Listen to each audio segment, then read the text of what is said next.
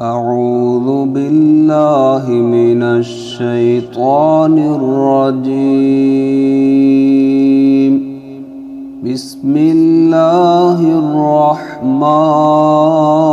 الرحيم.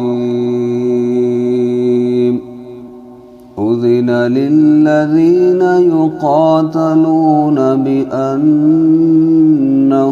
ظلموا وإن الله على نصرهم لقدير. الذين أخرجوا من ديارهم بغير حق إلا أن يقولوا ربنا الله ولولا دفع الله الناس بعضهم ببعض لهدمت صوامع وبيع وصلوات ومساجد يذكر فيها اسم الله كثيرا ولينصرن الله من ينصره إن الله لقوي عزيز. الذين إن مكناهم في الأرض أقاموا الصلاة وآتوا الزكاة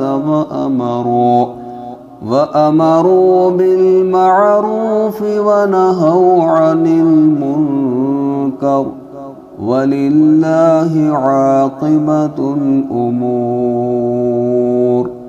وإن يكذبوك فقد كذبت قبلهم قوم نوح وعاد وثمود وقوم إبراهيم وقوم لوط وأصحاب مدين وكذب موسى فأمليت للكافرين ثم أخذتهم فكيف كان نكير. فكأي من قرية أهلكناها وهي ظالمة فهي خاوية على عروشها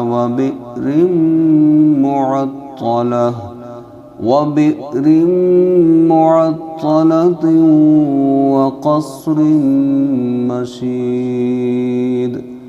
أفلم يسيروا في الأرض فتكون لهم قلوب يعقلون بها أو آذان يسمعون بها فإنها لا تعمى الأبصار ولكن تعمى القلوب التي في الصدور.